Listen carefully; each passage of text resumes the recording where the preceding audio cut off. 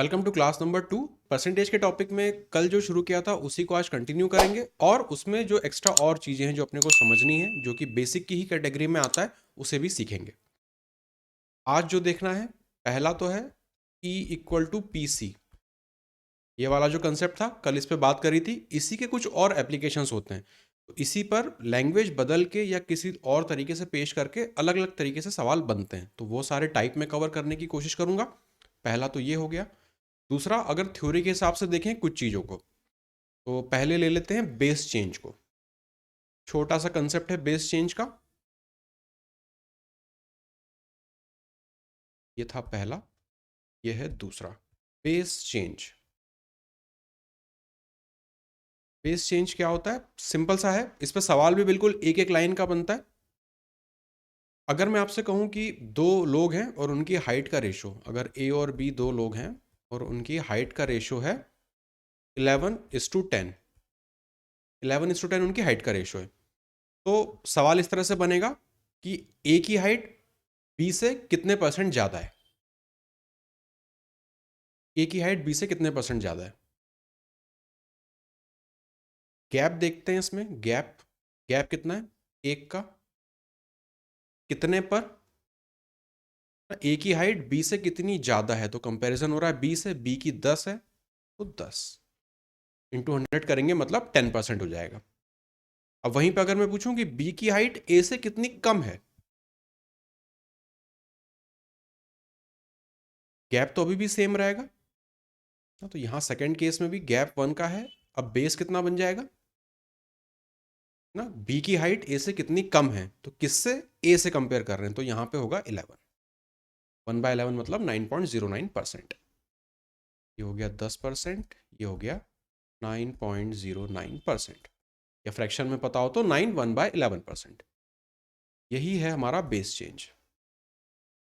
पहले वाले केस में बेस 10 था, दूसरे वाले केस में बेस 11 है। सवाल बिल्कुल एक लाइन का रहेगा कि ए की हाइट बी से इतने परसेंट ज़्यादा है तो बी की हाइट ए से कितने परसेंट कम है। इसी एक तरह का एक लाइन का आंसर क्वेश्चंस बनते हैं। तो उसमें इक्वेशन वगैरह नहीं लिखेंगे, सिंपल सा रेशो निकालेंगे और अपना बेस चेंज का कंसेप्ट वहाँ पे लगा देंगे। इस पर क्वेश्चन आएगा तो इसकी प्रैक्टिस भी हो जाएगी। और दूसरा तीसरा कंसेप्ट देख लेते हैं, और किस पे बात करनी है अपने को। एक कंसेप्ट है जो कि वैसे तो आगे जब रेशो प्रोपोर्शन या मिक्सचर पढ़ेंगे तब काम आएगा, लेकिन अभी से इसको देख रहे हैं। C1V1 बराबर C2V2। C1V1 बराबर C2V2। यहाँ पे C1 जो होता है ये, और ये कॉन्सेंट्रेशन है।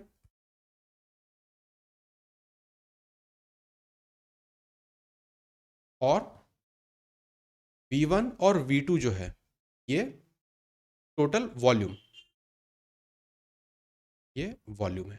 अब ये किस केस में काम आता है C1V1 C2V2? इसको ऐसे समझो, जैसे कि अगर नींबू है, ठीक है, एक नींबू है, तो उसमें कुछ पहले से या फिर नींबू की जगह अपन सिंपल समझ लेते हैं कि एक अपना नमक का पानी है। एक बीकर बना लेते हैं। ये मेरा एक बीकर है, ये दूसरा बीकर है। अब यहाँ पे सॉल्ट वाटर है पूरा, तो पहले इतना भरा हुआ था, सॉल्ट का सॉल्यूशन है, इतना भरा हुआ था। थोड़े टाइम बाद क्या हुआ, पानी इसमें से इवापोरेट होगा, इसका वॉल्यूम रह जाएगा इतना।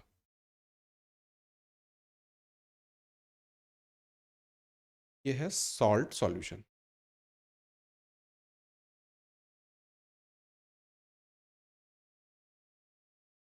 तो यहाँ पे पानी के उड़ने से सॉल्ट का जितना भी इसमें कंटेंट था उस पर कोई फर्क पड़ता है क्या?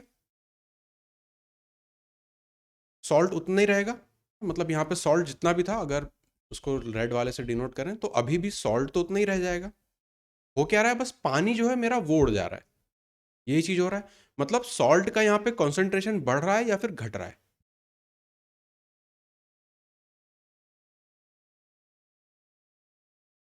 यहाँ पे ये अगर मेरा केस 1 है, ये मेरा केस 2 है, तो सॉल्ट का कॉन्सेंट्रेशन किस में ज़्यादा रहेगा, पहले वाले में या दूसरे वाले में?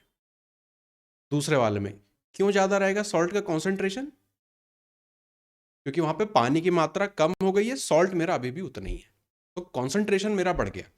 जैसे नींबू पानी का एग्जाम्पल ले लो, उसमें जितना ज़्यादा आप नींबू निचोड़ते जाओगे, नींबू का जो आपका जो खटास है वो बढ़ता जाएगा, है ना, तो नींबू का कॉन्सेंट्रेशन बढ़ता जाएगा। वहीं पर अगर पानी मिलाते चले जाएंगे तो नींबू का कॉन्सेंट्रेशन कम होता चला जाएगा। वही कंसेप्ट है ये C1V1 C2V2। C होता है कॉन्सेंट्रेशन, तो कॉन्सेंट्रेशन हमेशा रेशो में आ रहा है कि नींबू का जितना भी वॉल्यूम है या कॉन्सेंट्रेशन है, जितना भी उसका उसके जितने भी मॉलिक्यूल्स बोल रहे हैं या फिर जो भी बोल रहे हैं, और नीचे टोटल वॉल्यूम आ रहा है, मतलब टोटल कॉन्सेंट्रेशन या कहें टोटल पानी प्लस सॉल्ट का, तो रेशो आ रहा है मेरे पास कुछ ना कुछ। रेशो क्या होता है? परसेंटेज ही होता है। तो कॉन्सेंट्रेशन को परसेंटेज की टर्म्स में लिख सकते हैं, ज़्यादातर लिखा भी जाता है कॉन्सेंट्रेशन को परसेंटेज के टर्म्स में। वॉल्यूम तो टोटल रहेगा, कितना उसका वॉल्यूम टोटल है उस पर डिपेंड करेगा। मेन अपने को कॉन्सेंट्रेशन समझना है। अब यहाँ पे मैंने सॉल्ट के कॉन्सेंट्रेशन की बात करी, सॉल्ट के ही कॉन्सेंट्रेशन की क्यों बात करी, पानी की क्यों नहीं बात करी? वो इवापोरेट हो रहा है और प्लस सॉल्ट जो है वो कांस्टेंट रह जा रहा है, तो कांस्टेंट जो चीज़ रह जा रही है उसको मेजर करना आसान हो जाता है इस वजह से। तो यहीं पर अगर देखें, इसी फॉर्मूले को अब मैं लगाना चाह रहा हूँ, कलर चेंज कर लेते हैं। अगर पहले वाले केस में सॉल्ट का जो परसेंटेज था वो अगर है लेट अस से 60%, और टोटल वॉल्यूम जो बीकर में है वो है 10 लीटर। अब मैं ये कह रहा हूँ कि उसमें से 5 लीटर पानी उड़ गया, तो मुझे निकालना है कि सॉल्ट का नया कंसंट्रेशन कितना होगा। तो टोटल वॉल्यूम 5 आपने हटा दिया तो यहाँ पे हो जाएगा 5। तो नए वाले का कॉन्सेंट्रेशन में डायरेक्टली इस फॉर्मूले से निकाल सकता हूँ, C1V1 और C2V2। इस फॉर्मूले को लगाने पे ध्यान बस एक चीज़ का अपने को रखना है कि उसी कंपोनेंट पे लगाएंगे जो कि चेंज नहीं हो रहा है। ठीक है, तो यहाँ पे कॉन्सेंट्रेशन निकाला था सॉल्ट के लिए, ना कि वाटर के लिए। तो जब भी ये फॉर्मूला लगाएंगे हमेशा उस कंपोनेंट में लगाएंगे जिसका कॉन्सेंट्रेशन या कहे जिसका जो टोटल जितना भी वो मॉलिक्यूल्स है वो चेंज नहीं हो रहे हैं। नॉन चेंजिंग कंपोनेंट पर लगाएंगे ये वाला फॉर्मूला। जैसे यहाँ पे सॉल्ट तो सेम रह जाएगा तो सॉल्ट पे लगाएंगे, वाटर पे नहीं लगाएंगे। उसी तरह से अगर कोई भी दो चीज़ों का मिक्सचर होगा, अगर दो मेटल्स का मिक्सचर हो रहा है तो जिस मेटल को आप चेंज कर रहे हो, चाहे जोड़ रहे हो चाहे निकाल रहे हो, उस पर नहीं लगाएंगे, जो मेटल है पहले से उस पर ही लगाएंगे। इसको जब क्वेश्चंस को सॉल्व करेंगे तो आपको और अच्छे से दिखेगा। इतना बस आपको समझ लेना है, C1V1 और C2V2 किस पे लगाते हैं? उस कंपोनेंट पे लगाते हैं जो कि चेंज नहीं हो रहा होता है। अब चलें, ये थर्ड हो गया, फोर्थ पेज ऐड कर लेते हैं। अगर आप लोग की स्पीड अच्छी रही तो आज ही देख लेंगे वेन डायग्राम को भी।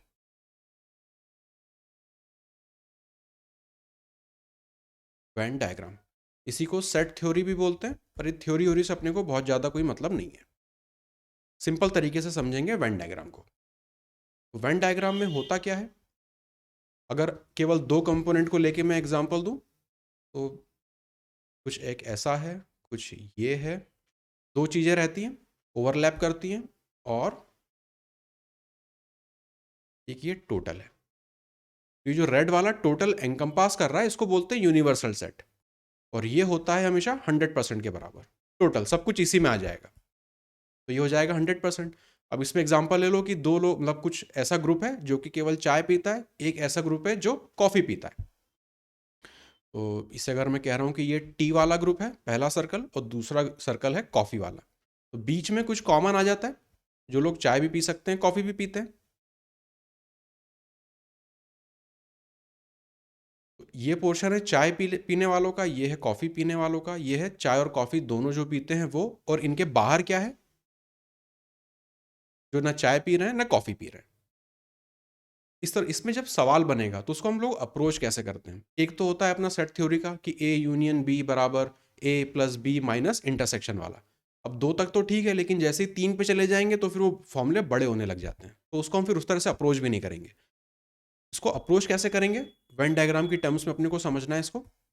हमेशा वैल्यूज निकालने की कोशिश करेंगे। कैसे? अगर मैं ये कह रहा हूँ कि जो चाय पीने वाले हैं वो हैं लेट अस से 60%, और जो कॉफ़ी पीने वाले हैं वो हैं 40%, और जो दोनों पीते हैं बोथ, उसको अगर मैं कह रहा हूँ कि ये हैं 20%, ये इतना डेटा अगर मुझे दिया है तो हमेशा हम लोग क्या करेंगे, अलग अलग वैल्यूज यहाँ पे निकालना शुरू करेंगे। मतलब टोटल नहीं चाहिए मुझे, अलग अलग कंपोनेंट चाहिए। इस पोर्शन का अलग चाहिए, इस पोर्शन का अलग चाहिए। इसको मैं हाईलाइट कर लेता हूँ। मैं कहना चाह रहा हूँ एक तो बीच वाला पोर्शन हो गया जो दोनों है, एक ये वाला पोर्शन हो गया केवल चाय वालों का, और दूसरा अगर ले लें ये वाला पोर्शन हो गया कॉफ़ी वालों का। तो इन सब की मैं अलग अलग वैल्यूज निकालना चाहूँगा हमेशा इस तरह के सवालों को सॉल्व करने के लिए। और डेटा गिवन भी रहेगा तो निकाल भी सकते हैं, प्रॉब्लम नहीं आएगी उसमें। जैसे यहीं पर देखें, अगर बोथ की बात करें दोनों, तो यहाँ पे बीच में लिख देंगे 20% चाय वालों का कितना दिया है 60%। मतलब ये ग्रीन वाला पोर्शन, ब्लू वाला पोर्शन कितना हो जाएगा, 60 में से 20 घटा देंगे 40। कॉफ़ी वाला 40 में से 20 घटा देंगे 20, जो बचेगा उसको बाहर लिख देंगे। तो केवल चाय पीने वाले मुझे मिल गए, केवल कॉफ़ी पीने वाले मुझे मिल गए, दोनों वाले मिल गए, और जो कुछ भी नहीं पीते वो भी मुझे मिल जाएंगे। बाहर बच जाएंगे अपने 20% जो कुछ भी नहीं करते। सेम चीज़ रिपीट करेंगे जब तीन अपने ओवरलैप करना शुरू करेंगे। तो सबसे पहले सेंटर वाले को निकालेंगे, फिर दो वालों का, और फिर तीन वालों का। जब क्वेश्चंस करेंगे तो वहाँ पे मैं आपको दिखा भी दूंगा। तो जब भी ये ओवरलैप वाले क्वेश्चंस रहेंगे तो अपने को बहुत ज़्यादा उसमें मैथ्स वाले इक्वेशंस नहीं लगानी है, अपने को सिंपल प्लस माइनस करके इसको बना लेना है। पूरे एरिथमेटिक में क्योंकि टॉपिक अच्छा है तो इसमें कोशिश ये रहेगी कि कम से कम फॉर्मूले अपने को याद करने पड़े। सारी चीज़ें कंसेप्चुअली इसमें बनाना प्रेफर करेंगे, जो भी याद करने की चीज़ें हैं सब रखेंगे अपने एडवांस मैथ में। एरिथमेटिक को बिल्कुल कंसेप्चुअल बनाएंगे, फॉर्मूले कम से कम रखेंगे। तो ये हो गया वेन डायग्राम, समझ लिया। और पहला कंसेप्ट था बेस चेंज और C1 V1 और C2 V2। एक चीज़ और तरुण, जो आपने मुझे आज जो सवाल भेजा था उसी से जुड़ा, उस सवाल को एक तो मैंने ऐड कर लिया है तो वो आपको दिख भी जाएगा, उसका सॉल्यूशन भी बता दूंगा। प्लस मुझे जो लग रहा है कि आपको क्यों समझ में नहीं आ रहा था वो भी मैं डिस्कस कर लेता हूँ। तो उसको उसको यहाँ तक हो गया 4, तो इसको कह देते हैं फिफ्थ कंसेप्ट। क्या होता है कि हम लोग को छोटे परसेंटेज में काम करने की आदत है। जब भी परसेंट 100 से कम रहता है ना तो ईजी रहता है, बन जाता है, वो अपनी हैबिट है उसकी। जैसे ही 100 से ऊपर के परसेंटेज आते हैं तो थोड़ा सा वहाँ पे गड़बड़ाने लगते हैं। फॉर एग्जाम्पल अगर यहाँ पे कहें ये है क्लास ए बोल दें इसको, और ये है क्लास बी। इसमें कुछ स्टूडेंट्स हैं, इसमें कुछ स्टूडेंट्स हैं। अगर मैं ये बोल रहा हूँ कि क्लास ए में 100 स्टूडेंट्स हैं और क्लास बी में क्लास ए के अपेक्षा 30% ज़्यादा स्टूडेंट्स हैं, तो क्लास बी में कितने लिखें, 130 आप बोलेंगे है ना, कि ये 100% है, उसमें 30 जोड़ा मतलब 130%, इसका 130% हो जाता है 130। अब इसी को अगर ये होता कि बच्चे यहाँ पे 100 ही हैं, अब क्लास बी में इसके 130% ज़्यादा हैं। यही प्रॉब्लम हो रही थी शायद आपको। एग्जैक्टली सबके साथ होता है, क्योंकि जब हायर परसेंटेज आता है ना तो थोड़ा सा हिचकिचाहट होती है, समझ में नहीं आता। तो यहाँ पे आपने 100 प्लस, को ब्रैकेट में अगर लिख दें 100% प्लस 30%, ये किया था, तो वहाँ से 130 निकाला। यहाँ पे क्या करेंगे, 100% तो पहले से है प्लस 130%, और टोटल हो जाएगा 230%। तो इसका 230% का मतलब यहाँ पे लिखेंगे 230। बस ये जो हायर, जब 100 से बड़ा परसेंट आता है ना तब कई बार कई लोगों को इसमें प्रॉब्लम आती है। एग्जैक्टली वैसा ही करना है जैसे आप छोटे परसेंटेज के साथ डील कर रहे हो, बढ़ाना हो घटाना हो कुछ भी करना हो। क्या 100 से ज़्यादा घटाएंगे तो नहीं, हमेशा बढ़ने का केस बनेगा अगर 100% से ज़्यादा है तो। पर इसी में आपको प्रॉब्लम आ रही थी, इसका जो सवाल है वो भी देखेंगे, उसको कैसे सॉल्व करेंगे। अमर ने सॉल्यूशन भी भेजा है, तो सॉल्यूशन में छोटा सा एक चीज़ मैं और बताऊंगा बस। ये थी अपनी टोटल थ्योरी। अब इस पे बेस सवाल देख लेते हैं, बहुत सारी चीज़ें जो सवाल के थ्रू भी मैं समझाऊंगा। क्वेश्चन 21।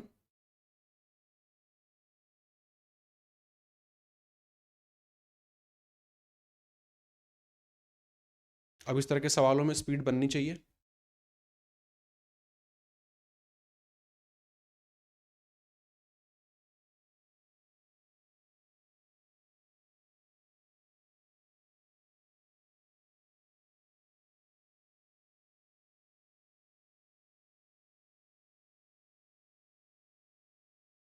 क्यों नहीं आ रहा आंसर?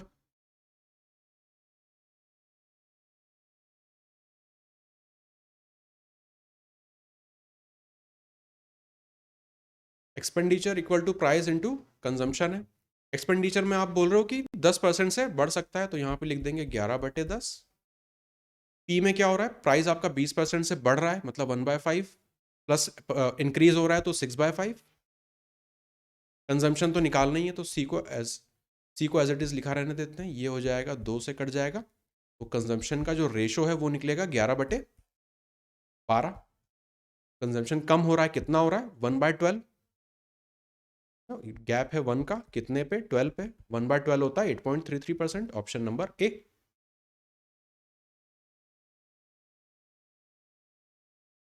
ठीक है, इतना ही है बस अपने को करना है, तो लेंदी भी नहीं है, टाइम भी नहीं लगना चाहिए, बस सब कुछ रेशो ही है। आगे चले,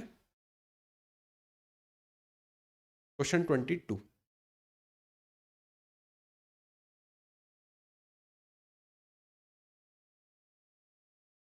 price of sugar is decrease by 10%, जिसकी वजह से फैमिली का जो एक्सपेंडिचर है वो भी घट गया।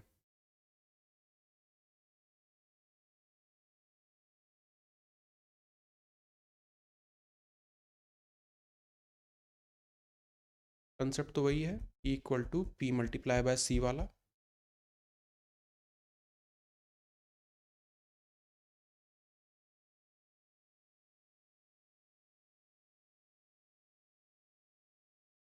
इनिशियल कंजम्पशन निकालना है। अमर कह रहा है ऑप्शन बी, तरुण भी कह रहा है बी।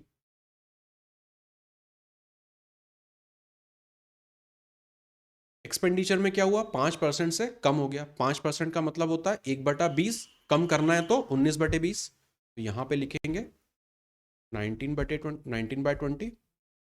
प्राइस की बात करें तो 10% से कम हो गया, तो 9/10। कंजम्पशन में क्या चेंज हो रहा है उसको अभी एज इट इज सी लिखा रहने दो, तो ये कट जाएगा। कंजम्पशन जो है सी, उसका फ्रैक्शन कितना आ रहा है, 19/18। ये फ्रैक्शन आ गया, मतलब कंजम्पशन मेरा कम हो रहा है कि बढ़ रहा है, बढ़ रहा है। कितने से बढ़ रहा है, 1 से बढ़ रहा है। यहाँ पे अगर रेशो में देखें तो 1 से बढ़ रहा है। वो 1 किसे करस्पॉन्ड कर रहा है, 5 किलो को। उन्होंने क्या बोला है, आप इनिशियल वाला निकालो, दोनों में से इनिशियल कौन सा होता है, नी, नीचे वाला। तो 18 के लिए हो जाएगा 18 × 5, 90। Option number B. अगर फाइनल बोलता कितना होगा तो 19 × 5 कर देते। गैप तो 1 के बराबर दिया ही हुआ है। ये वाला क्लियर है। 23।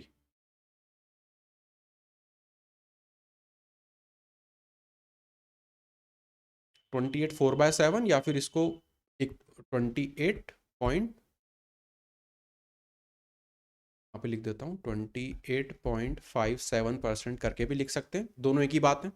ये परसेंटेज मैंने आपको कल की क्लास में बताया भी था, तो आप इससे फेमिलियर भी हैं।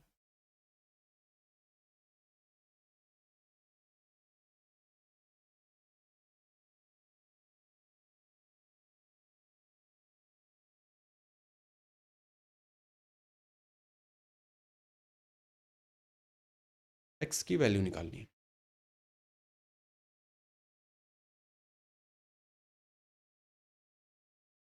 वरुण कह रहा है डी आएगा।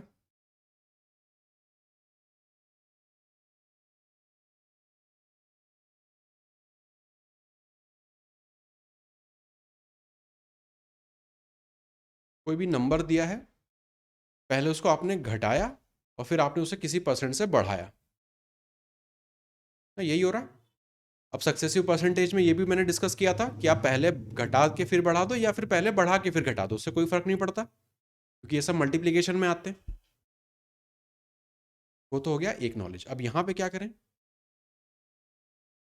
नंबर में कोई भी बदलाव नहीं आ रहा, नंबर में कोई भी बदलाव नहीं आ रहा, तो पहले तो इसको देखें, ये क्या होता है, 14.28 होता है 1/7, तो उसका जस्ट डबल है ये, मतलब फ्रैक्शन जो है इस परसेंट का ये है 2/7। 2/7 है, 2/7 से आपने इंक्रीज किया है, तो मतलब जो मेरा फ्रैक्शन बनेगा वो बनेगा 9/7। ठीक है, 9/7 है, इससे आपने इंक्रीज किया है।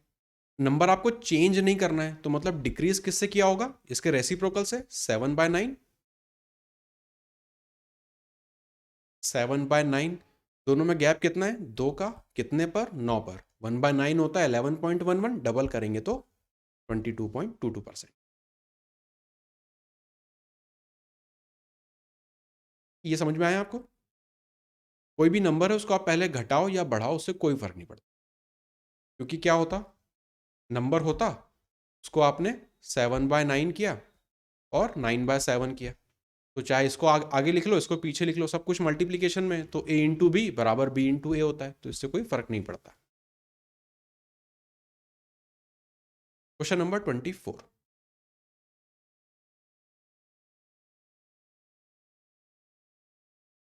नंबर को 10% से बढ़ाया, फिर 16.67 से कम किया, फिर x% से इंक्रीज किया, रिजल्टेंट में इतना चेंज आ रहा है, x की वैल्यू बताओ।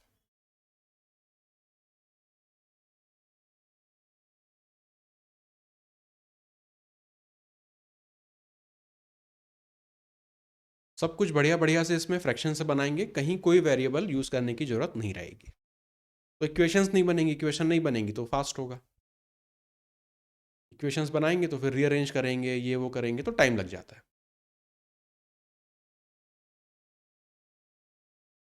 10% भी आपको पता है, 16.67 भी पता है, 37.5 भी पता है।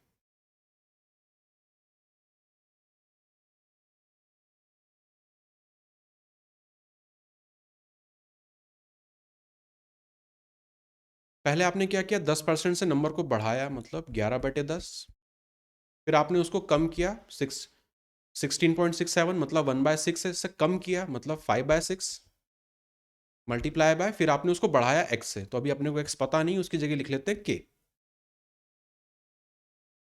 और ये बराबर होगा, रिजल्टेंट कितना चेंज आ रहा है, 37.5% से बढ़ रहा है, मोर जा रहा है, 37.5 मतलब 12.5 का 3 टाइम्स, 12.5 मतलब 1/8, तो 3/8 इंक्रीज करना है तो 11/8, 11/8, ये कट गया यहाँ से, 5 से ये गया 2 बार, 2 से 4 बार, ये 2 बार, ये 3 बार, k की वैल्यू आ रही है 3/2,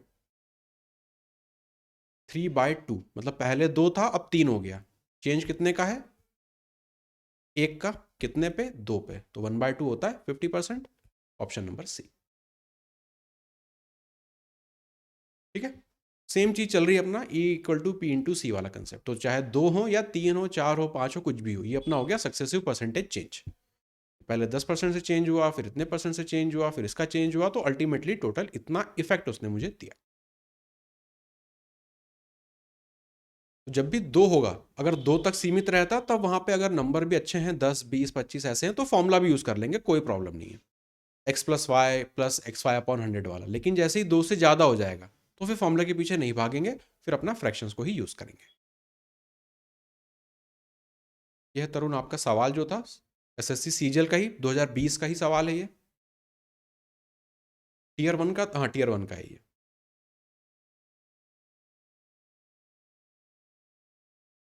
कुंदन आपने सॉल्व कर लिया था इसको?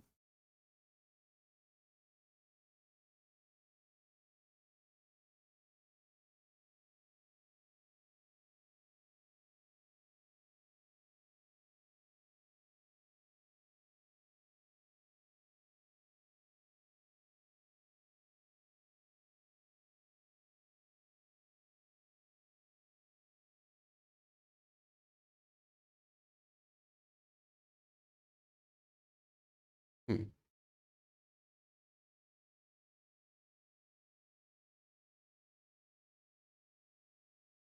1 2 3 4 5 6, 5.5 लाइन का सवाल है, वो भी टियर 1 में।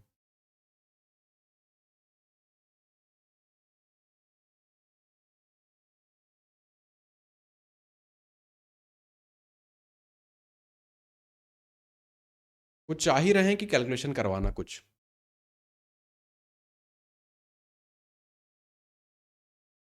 स्कूल एक्स है और स्कूल वाई है, और स्कूल वाई में 130% ज़्यादा बच्चे अपीयर होते हैं स्कूल एक्स के मुकाबले। सिंपल है, अगर यहाँ पे एक्स लिख रहा हूँ, यहाँ पे स्कूल वाई लिख रहा हूँ, एक्स में अगर बोलें कि 100 बच्चे हैं, तो वाई में कितने हो जाएंगे, 130% ज़्यादा x से, जो एग्जाम्पल दिया था ऊपर, इसका 130% ज़्यादा, 130% ज़्यादा मतलब 100 प्लस 130, 100 प्लस 130 मतलब 230%।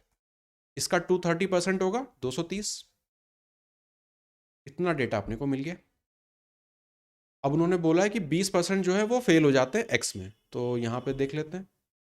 20 फेल हो गए, 80 पास होंगे। और इन्होंने बोला है कि 90% of the total students of 90% of the total number of students appeared from both schools past. 90% तो पास हो जाते हैं। अपने को निकालना है परसेंटेज जो कि वाई में फेल हो रहे होंगे। तो टोटल देखें तो 100 प्लस 230, ये अपना हो जाएगा 330। ये टोटल स्टूडेंट्स हैं। 90% पास हो रहे हैं तो 10% फेल हो रहे होंगे। इसका 10% निकालेंगे, मतलब 1/10 करना है, तो टोटल 33 स्टूडेंट्स फेल हो रहे हैं दोनों के मिला के। तो 20 तो पहले यहाँ पे फेल हो गए थे, यहाँ पे कितने बचे फेल होने को? 13। और यहाँ पे बाकी के पास हो जाएंगे 217। खैर उनसे अपने को कोई मतलब नहीं, अपने से तो फेल वाले पूछें। तो what is the percentage of students from school Y who failed? तो स्कूल वाई में 13 स्टूडेंट्स फेल हुए हैं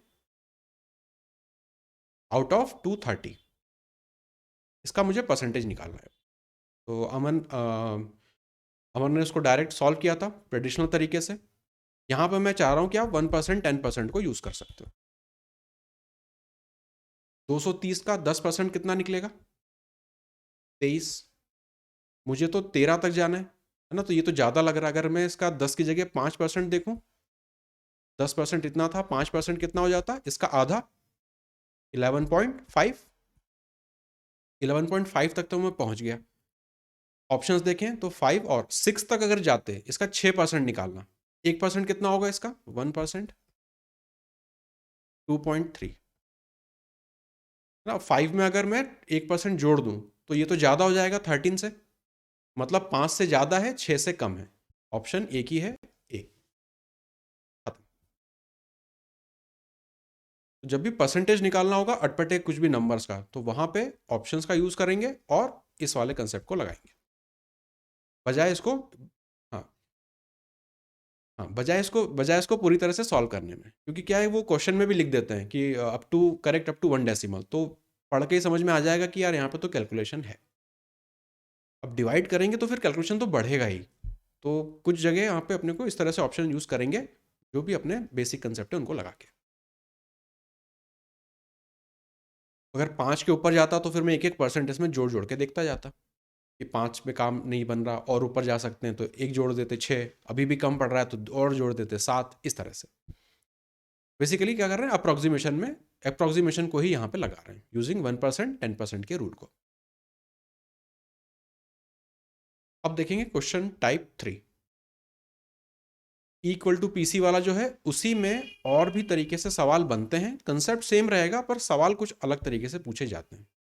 इनको भी एक एक करके देख लेते हैं। 26,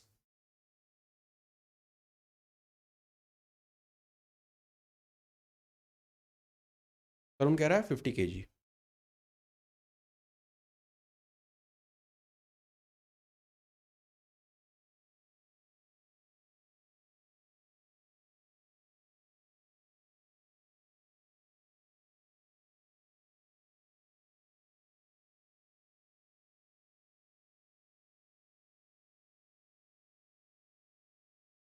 बीस सेकंड बचे।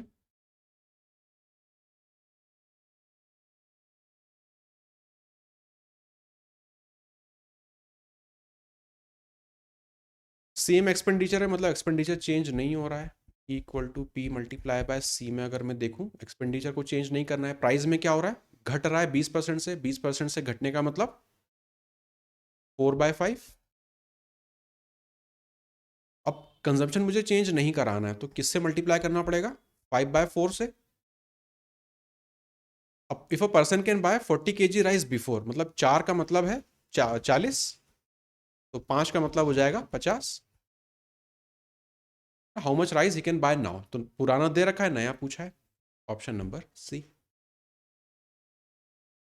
तो अभी तक क्या हो रहा था, सिर्फ रेशियोज से अपन लोग डील कर रहे थे। अब क्या हो रहा है कि रेशियोज के साथ जो उसकी एब्सोल्यूट वैल्यू है वो इंक्लूड हो रही है। क्योंकि यहाँ पे उसका कुछ ना कुछ आपको वैल्यू दे रहा है। कहीं हो सकता है आपको गैप की वैल्यू दे दे, या ओल्ड की वैल्यू दे दे, या न्यू की वैल्यू दे दे। तो इनके एब्सोल्यूट नंबर्स भी निकाल सकते हैं यूजिंग रेशियोज। 27।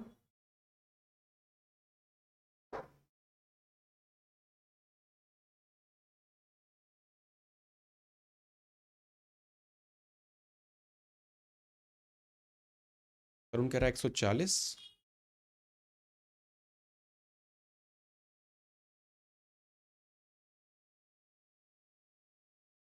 कुंदन कह रहा है 150। 140। प्राइस में क्या हो रहा है? 10% से बढ़ रहा है, मतलब 11/10। और एक्सपेंडिचर सेम रखना है, एक्सपेंडिचर सेम रखना है, तो मल्टीप्लाई करेंगे इसको 10/11 से। If a man can buy 154 objects before increase, 11 का मतलब दिया है 154, 14 टाइम्स जा रहा है, तो 10 का मतलब होगा 14 multiply by 10, 140। Option number A. 28।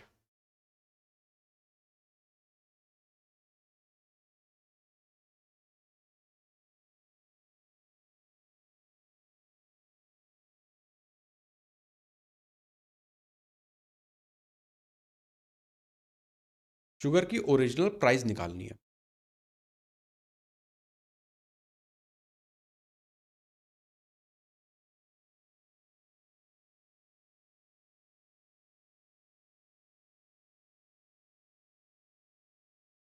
बीस सेकंड बचे।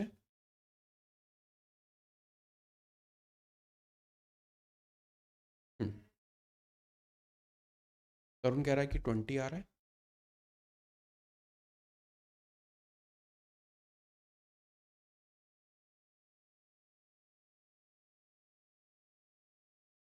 अब प्राइस पूछा है उन्होंने, एक्सपेंडिचर तो टोटल यहाँ पे भी फिक्स्ड है, E equal to P multiply by C में एक्सपेंडिचर तो अभी भी मेरा फिक्स्ड है। Decrease in 10% in the price. Price में अगर 10% का चेंज आ रहा है, तो प्राइस है 10% से चेंज आ रहा है, मतलब 9/10। और इसकी वजह से क्या होगा, अगर एक्सपेंडिचर सेम रखना है तो मल्टीप्लाई करूंगा 10/9 से, उसके रेसिप्रोकल से मल्टीप्लाई कर देते हैं। अब गैप कितने का है? एक का। ये एक किसे करस्पॉन्ड कर रहा है? Enables a man to buy 3 kg more. तो पहले 9 यूनिट खरीद पा रहा था, वो 10 यूनिट खरीद पा रहा है, तो एक का गैप है, ये 3 के लिए आ रहा है। एक की वैल्यू 3 kg है, तो पुराने ओल्ड की कितनी होगी? 9 की 27 kg। तो मुझे एग्जैक्ट वैल्यू मिल गई, कितना पहले वो खरीदता था, 27। यहाँ से नया भी निकाल सकता हूँ, वो हो जाएगा 30 kg, है ना। 10 की वैल्यू हो जाएगी 30 kg। नया पुराना कुछ भी देख सकते हैं। हमसे उन्होंने बोला है कि फाइंड द ओरिजिनल प्राइस, मतलब नीचे वालों को ही देखेंगे फिर। 9 की वैल्यू जो है वो 27 kg है। कहने का मतलब एक्सपेंडिचर है मेरा 540। प्राइस मुझे नहीं पता है, उसको अगर मैं अभी सिंपल एक्स बोल दूं, और कितने केजी है? 27। सिंप्लीफाई करेंगे 20, तो एक्स की वैल्यू आ गई 20। तो मतलब यहाँ जो 10 है उसकी वैल्यू है 20 रुपए। Option number.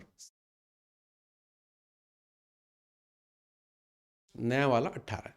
नया पूछ सकता है, दोनों के बीच में गैप पूछ सकता है, कुछ भी पूछ सकते हैं अब तो रेशो से क्या होता है, हर चीज निकाल पाएंगे। ओल्ड भी, न्यू भी, दोनों के बीच का गैप भी। अभी तक क्या हो रहा था, सिंपल रेशोज हम निकाल रहे थे कि इतने परसेंट चेंज, उतना परसेंट चेंज, क्या इफेक्ट आएगा। अब उसी चेंज में एब्सोल्यूट वैल्यूज आ रही हैं, कि अगर उस रेशो, अगर उसका डिफरेंस 3 किलो के बराबर है, तो ओल्ड कितना होगा, न्यू कितना होगा, वो सब कुछ। इस वाले सवाल में कोई दिक्कत है किसी को?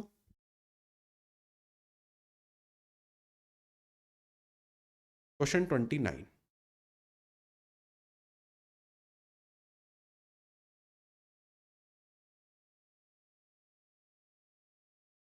प्राइस बढ़ने की वजह से 4 अंडे कम खरीद पा रहा है उतने ही पैसों में।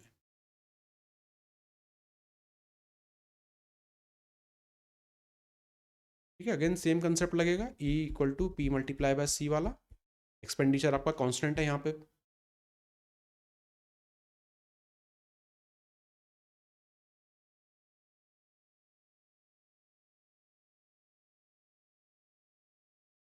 कह रहे हो 12 आएगा। प्राइस जो है वो 25% से बढ़ गया, 25% मतलब 1/4, बढ़ने का मतलब 4/5। कंजम्पशन पे क्या इफेक्ट आएगा? अगर एक्सपेंडिचर कांस्टेंट रखना हो तो 4/5 से मल्टीप्लाई करना पड़ेगा। अब क्या हो रहा है, पहले 5 खरीद पा रहा था यूनिट, अब 4 यूनिट खरीद पा रहा है, मतलब कमी तो आई है, 1 यूनिट की कमी है। ये 1 यूनिट की कमी क्या है? 4 अंडे के बराबर है। ओरिजिनल पे जाना है तो नीचे वाले को कैलकुलेट कर लेंगे, 5 किसके बराबर होगा? 20 के। अब वापस से इक्वेशन देख लेंगे, टोटल कितना? 240 रुपए है। हर एक अंडे की कीमत कितनी है? एक्स है। कितने अंडे हैं? 20 है। एक्स की वैल्यू यहां से मिल जाएगी 12। Option number D. उसी तरह से नए के लिए भी निकाल सकते हैं, 4 कितनी है तो 5 की कितनी होगी, कुछ भी निकाल सकते हैं अब यहाँ से, क्योंकि रेशो है अपने पास। न्यू निकाल सकते हैं, ओल्ड निकाल सकते हैं, दोनों के बीच का डिफरेंस भी निकाल सकते हैं। और वो अपने से यही चीज इसी चीज़ों पे सवाल पूछता भी है कि न्यू वैल्यू बता दो, ओल्ड वैल्यू बता दो, दोनों के बीच का डिफरेंस बता दो, कुछ भी पूछ ले अपने से। तो रेशो में एक चीज़ की वैल्यू मिल गई तो सबकी वैल्यू मिल जाती है। क्वेश्चन 30।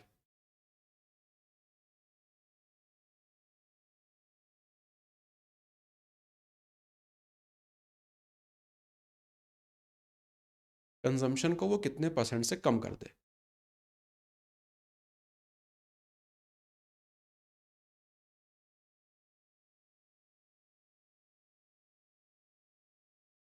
अरुण कह रहा है 10%।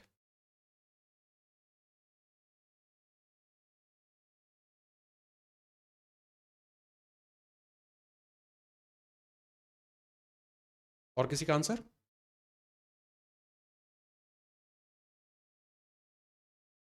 एक्सपेंडिचर जो है वो 10% से बढ़ाया जा सकता है, तो यहाँ पे लिख देंगे 11/10। प्राइस की बात करें तो पहले 90 थी, अब 100 हो गई है। पहले 90 थी, अब 100 हो गई है।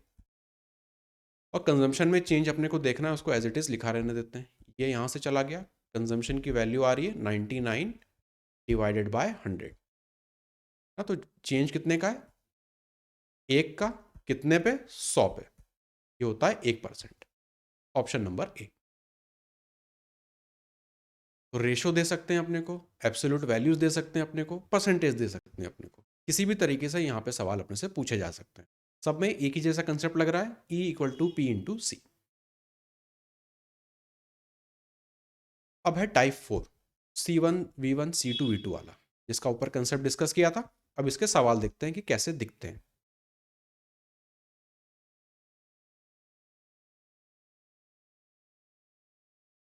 तो सॉल्व करो।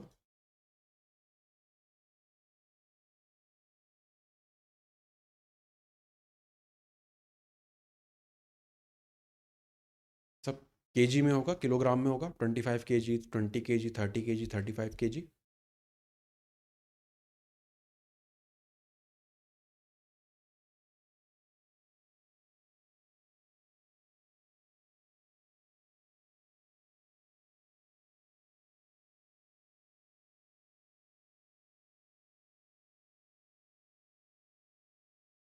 दो चीजें हैं यहाँ पे, शुगर और वाटर।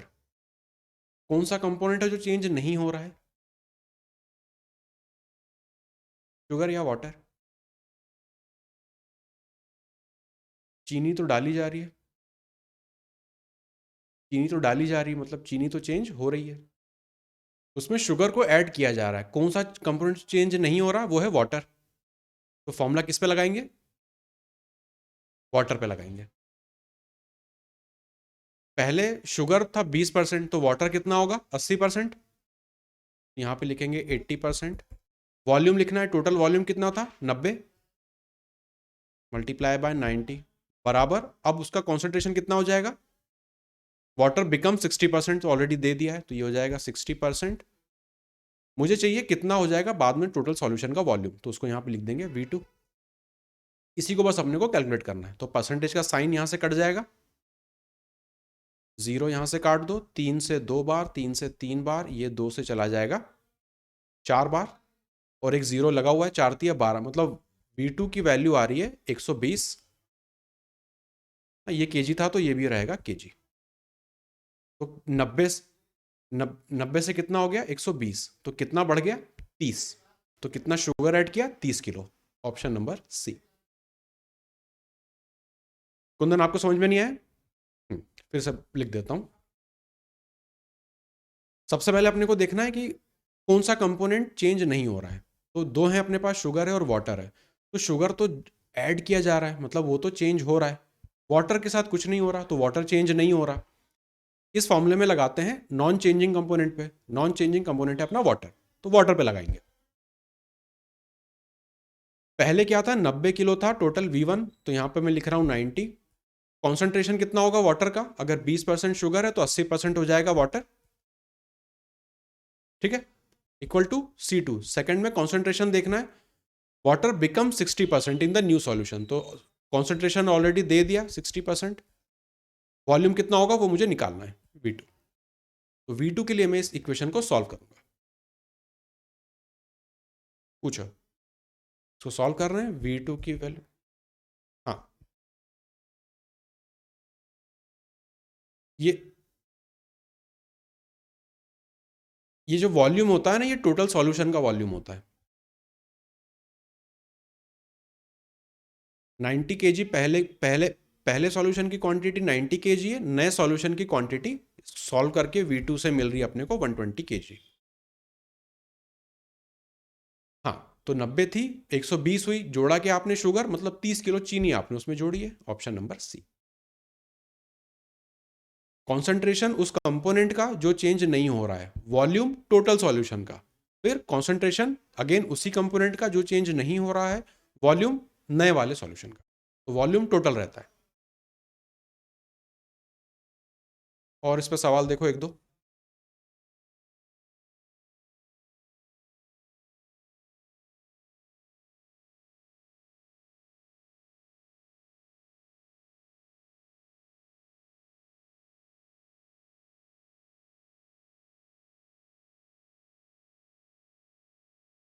तांबा आई थिंक कॉपर ही होता है, जस्ता होता है आपका जिंक।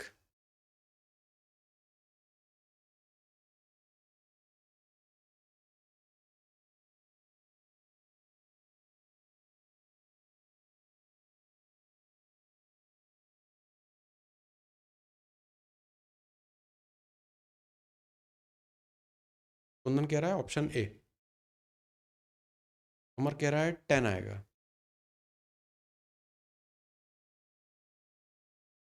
दो कंपोनेंट है, कॉपर है और जिंक है।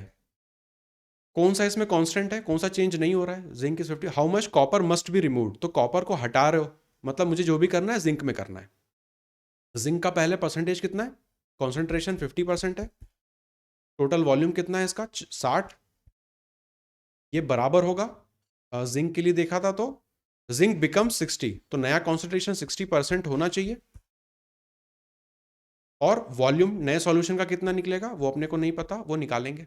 V2 परसेंटेज का साइन कट जाएगा, 60 से 60 कट जाएगा, वॉल्यूम 2 जो है वो आ रहा है मेरा 50 केजी है, तो ये भी रहेगा केजी। तो 60 किलो से आप आ गए 50 किलो तक, निकाल क्या रहे थे आप, कॉपर, तो कितना कॉपर निकाला आपने, 10 किलो। Option B.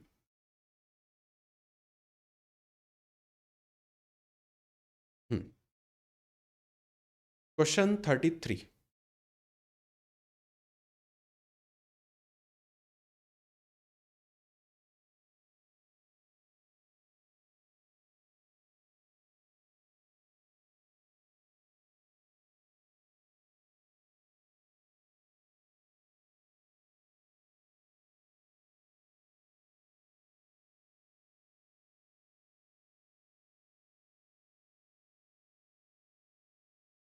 कितना किलो वाटर जो है वो भाप बन के उड़ गया?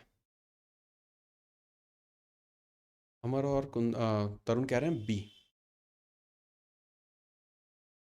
तो वाटरमेलन में पल्प होता है और वाटर होता है, तो इवापोरेट क्या हो रहा है, वाटर हो रहा है, तो किस पे लगाएंगे यहाँ पे फॉर्मूला, पल्प पे।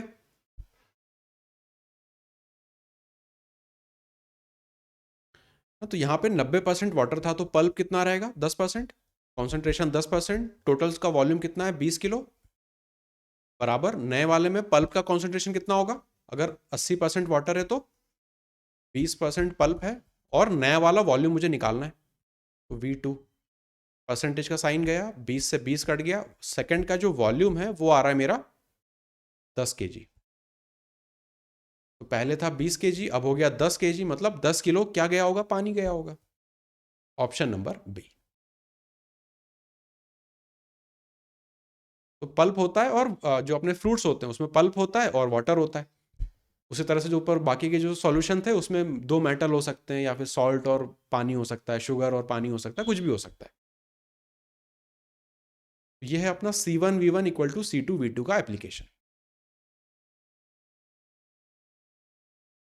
देख लेते हैं वेन डायग्राम को भी, वेन डायग्राम के सवालों को। Question number 34।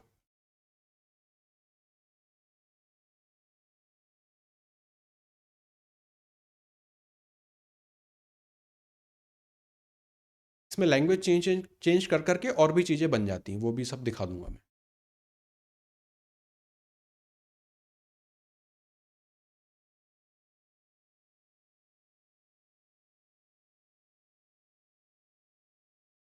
हमारा कह रहा है डी।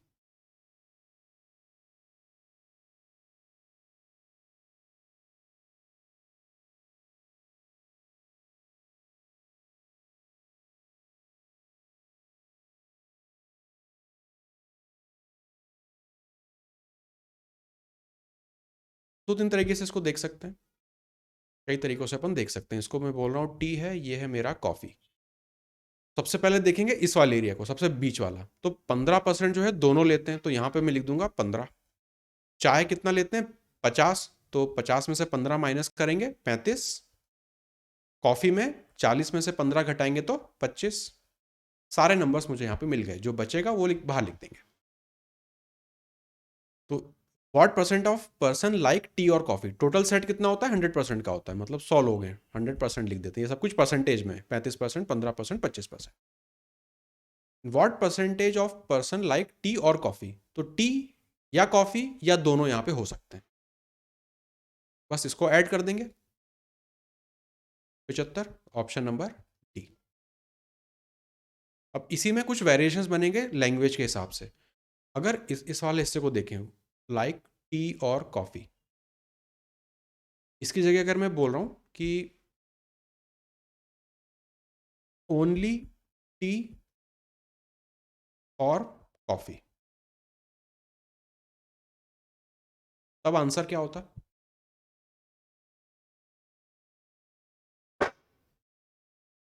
ओनली टी और कॉफ़ी, या तो केवल चाय या केवल कॉफ़ी, तो 60% होता है। इस केस में आंसर होता 60%। ना, इस 35 को जोड़ते और इस 25 को जोड़ते, इस 15 को छोड़ देते, ये दोनों वाले हैं। ओनली लिखा है, ओनली टी और कॉफ़ी, इस वजह से। सेकंड अगर मैं बोल दूं नीदर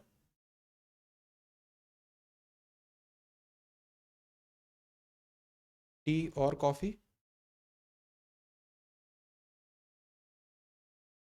नीदर टी और कॉफ़ी, तो ना ये चाहिए, ना ये चाहिए, ना ये चाहिए। इनका सम था 75, तो बाहर रहेगा 15, सॉरी 25। तो दोनों क्या नहीं, कौन नहीं पीते हैं, 25% को। ठीक है, इसी में छोटा बन जाता only T, only T 35%, only coffee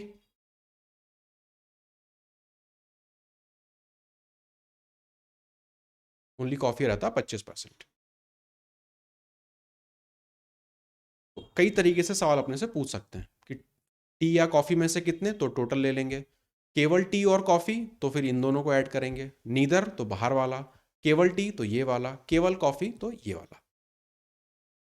तो अलग अलग नंबर्स लिखने से अपने को फ़ायदा हो जाता है, कई सारी चीज़ अपने को डायरेक्ट दिख जाती है।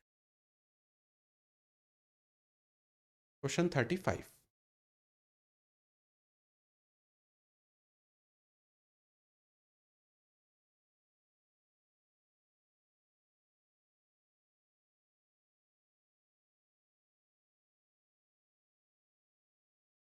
अमर कह रहा है ऑप्शन डी, तरुण भी कह रहा है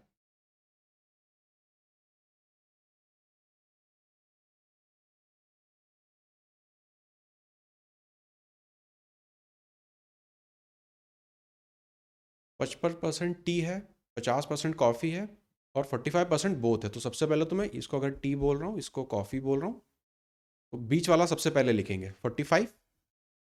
टी की बात करें तो 55 था, 55 में से 45 घटाएंगे 10 यहाँ पे। कॉफ़ी में 50 था तो यहाँ पे 50 में से 45 घटाएंगे 5। ये सब कुछ अपने को मिल गया। टोटल सेट कितने का होता है 100% का? ये हो गया 60, बचा कितना 40। पूछा क्या उन्होंने, how many persons don't like either of them, दोनों किसी को किसको नहीं पसंद है। तो ये तो पसंद वाले आता है अंदर जो रहता है, बाहर बचा 40, ऑप्शन नंबर डी। आगे चलें। 36।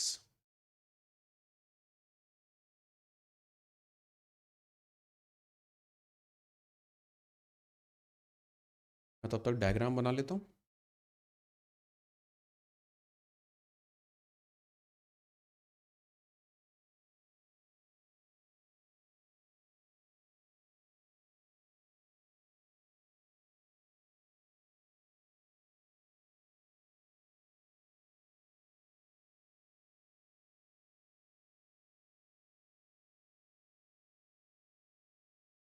टोटल नंबर ऑफ स्टूडेंट्स बताने।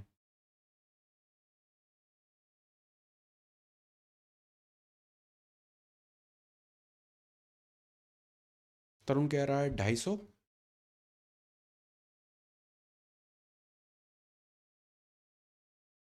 अब डेटा देखो कैसा दिया है, 60% स्टूडेंट पास हो रहे हैं, 50% स्टूडेंट इंग्लिश में पास हो रहे हैं, 10% स्टूडेंट फेल हो रहे हैं दोनों में।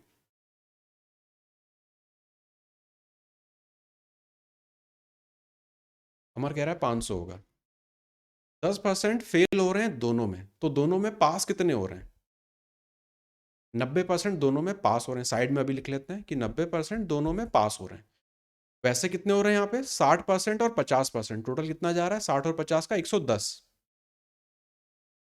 110 जा रहा है दोनों, गैप कितना आ रहा है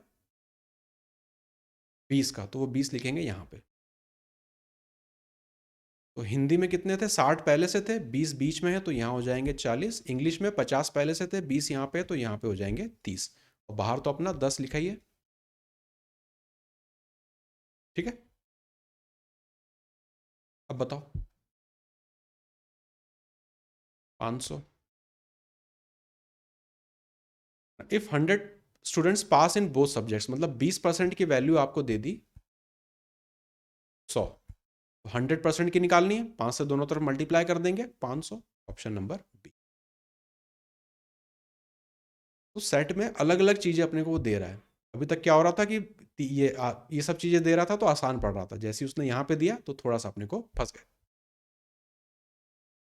10% अगर फेल हो रहे हैं दोनों में, तो दोनों में पास कितने हो रहे हैं 90, तो टोटल का सम 90 आना चाहिए था, यहाँ पे 110 आ रहा है, तो बीच वाला जो गैप है वो यहाँ पे आएगा।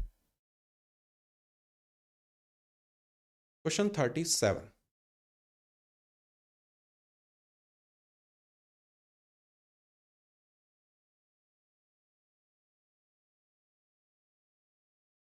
मैं डायग्राम बना लेता हूँ तब तक।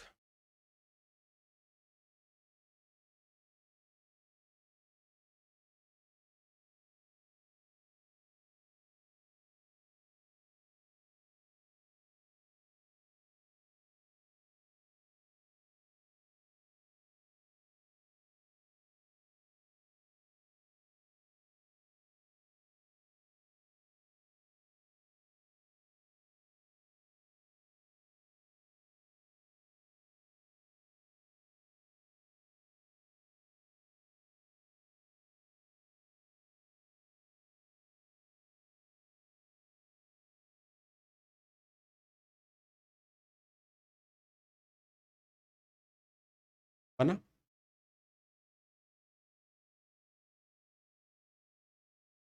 अप्रोच बिल्कुल अमर कह रहा है ए। अप्रोच एग्जैक्टली सेम रखेंगे, सबसे पहले सबसे कॉमन वाले को देखेंगे। तीनों तीनों कौन है, 10% तीनों लाइक कर रहे हैं तो यहाँ पे 10 लिख देंगे।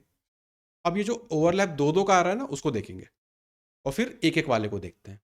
पहले 3 से, फिर 2 को, फिर 1 को। अब टी और कॉफ़ी की बात करें तो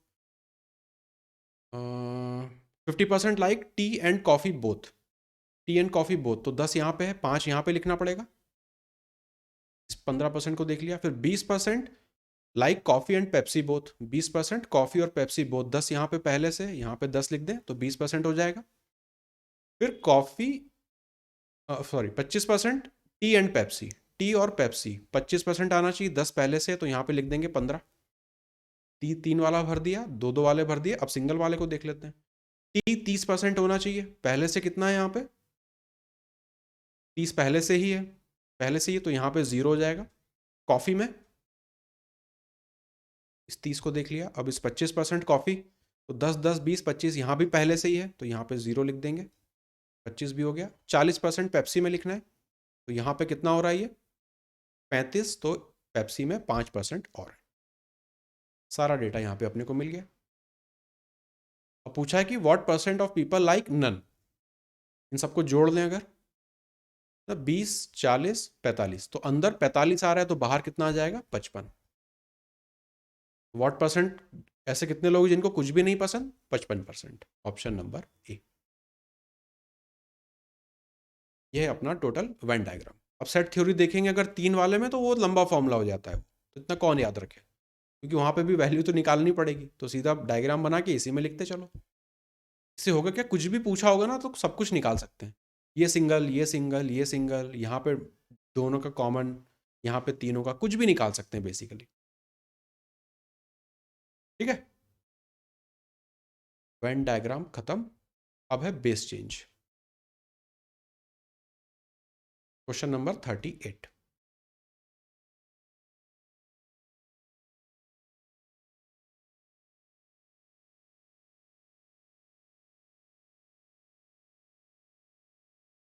उमर कह रहा है बी, तरुण कह रहा है बी।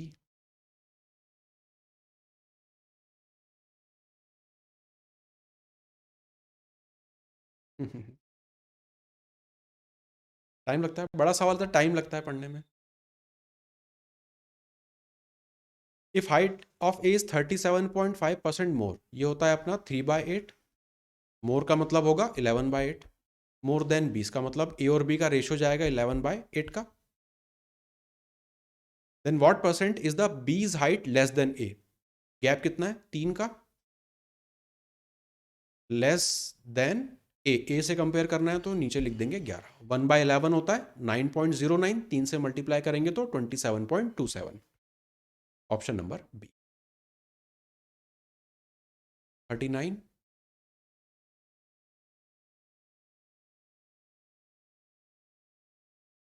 तरुण कह रहा है 20%।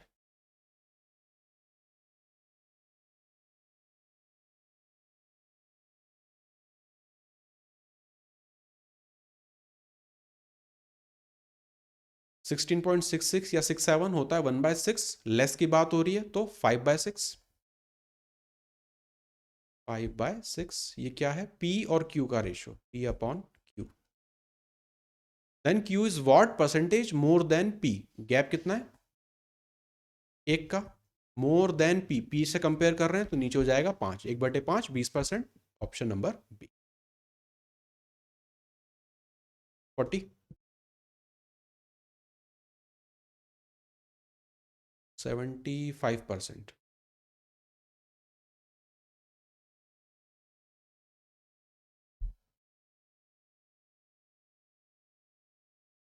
33.33 का मतलब 1/3, मोर है मतलब 4/3। x इज मोर, तो ये है x और y का ratio. Then y is what percent of x, अब यहाँ पे उन्होंने गैप नहीं पूछी है ना, तो क्वेश्चन में वो ऐसे ही शब्द घुमा घुमा के अपने से पूछेगा। y is what percentage of x, y है 3 ऑफ 4, मतलब 3/4 की वैल्यू उन्होंने बोला है, परसेंट की टर्म में 75 होता है, ऑप्शन नंबर सी।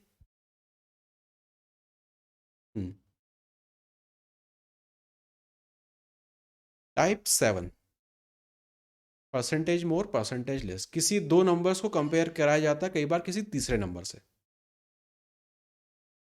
ये भी छोटे छोटे सवाल हैं, इनको भी कंप्लीट कर लो।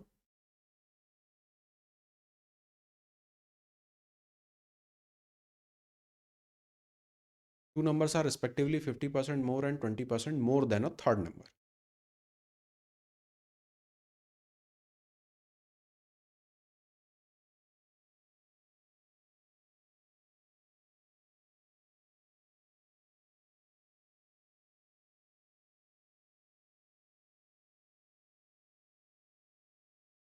अमर कह रहा है ऑप्शन ए।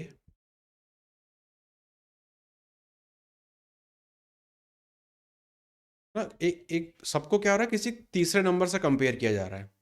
तो अगर ए बी को तीसरे से कंपेयर कर रहा हूँ तो मैं कह रहा हूँ सी को फिक्स कर दो, सी को बोल दो कि आप 100 हो, सी को बोल दो कि आप 100 हो।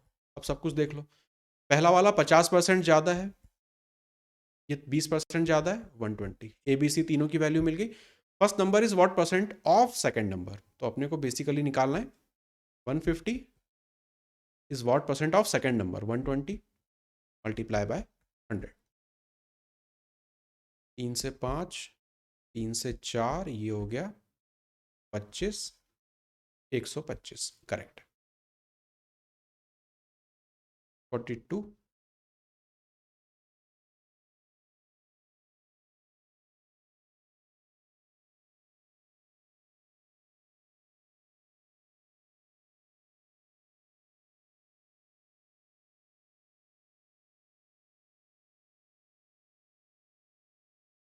अमर कह रहा है ऑप्शन ए।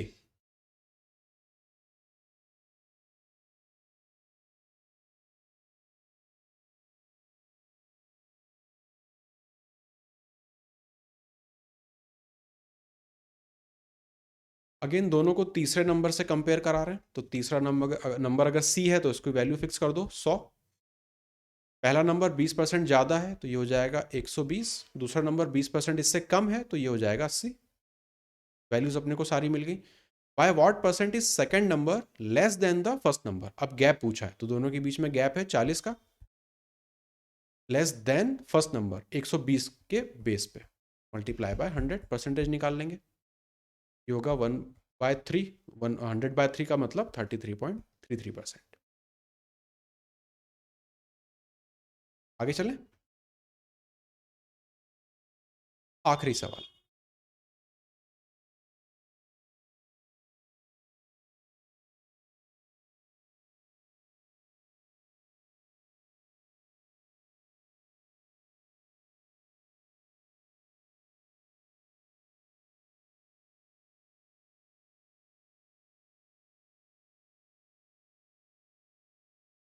तरुण कह रहा है डी।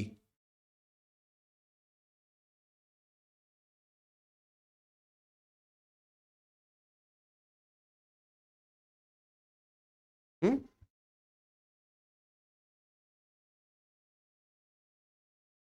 हम्म सेम ही चीज पूछ डाली, correct. Is 50% more than B, यहाँ पे भी वही चीज पूछ ली। एनीवेज मेथड देख लेते हैं, कुछ चेंज आएगा तो कैसे अप्रोच करेंगे। अब यहाँ पे तीसरे नंबर से कंपेयर नहीं करा रहे हैं, दो दो का सेट बना रहे हैं, दो दो का सेट बना रहे हैं तो यहाँ पे रेशियोज लेंगे। अब यहाँ पे तो एज 50% मोर देन बी यहीं दे दिया, वही चीज़ पूछ ली तो ऑफकोर्स 50 ही होगा। क्वेश्चन सही से फ्रेम नहीं हुआ, मेथड देख लेते हैं इसमें। ए इज 50% मोर देन बी, तो ए और बी का रेशियो देखेंगे पहले तो। 50% मोर देन बी, 50% का मतलब 1/2, मोर देन का मतलब 3/2। इसको लिख लेते हैं 3, इसको लिख लेते हैं 2। दूसरा रेशो देखें, बी इज 20% मोर देन सी, तो यहाँ पे बी और यहाँ पे सी, इनका रेशो ले लेते हैं। 20% का मतलब 1/5, मोर का मतलब 6/5, तो ये हो जाएगा 6, ये हो जाएगा 5। अब यहाँ पे बी की वैल्यू 2 के बराबर है, यहाँ पे बी की वैल्यू 6 के बराबर है, तो यहाँ पे अपने को करना पड़ेगा रेशो को मर्ज। तो रेशो को मर्ज करने के लिए ये 6 है, ये 2 है, तो इसको 6 बना सकते हैं। अगर पूरे को 3 से मल्टीप्लाई कर दें तो ए बी सी का रेशो अपने को मिल जाएगा। ए की वैल्यू हो जाएगी 9, बी की वैल्यू हो जाएगी 6, यहाँ पर भी 6 है, और सी की वैल्यू हो जाएगी 5। ए बी सी का रेशो मिल गया। ए कितने परसेंट ज़्यादा है बी से, दोनों के बीच में गैप है 3 का, बी मतलब 3/6, 50%। क्वेश्चन ढंग से फ्रेम नहीं हुआ था, पर मेथड अपने को ये देखना है। ये होता है अपना रेशो मर्ज, रेशो को मर्ज करना पड़ता है।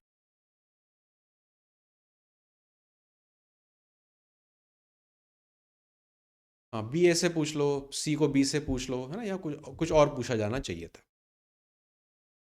यह है आज का टोटल कंसेप्ट। बाकी के और क्वेश्चन टाइप्स को और जो इसे कंसेप्ट है उनको देखेंगे कल की क्लास में।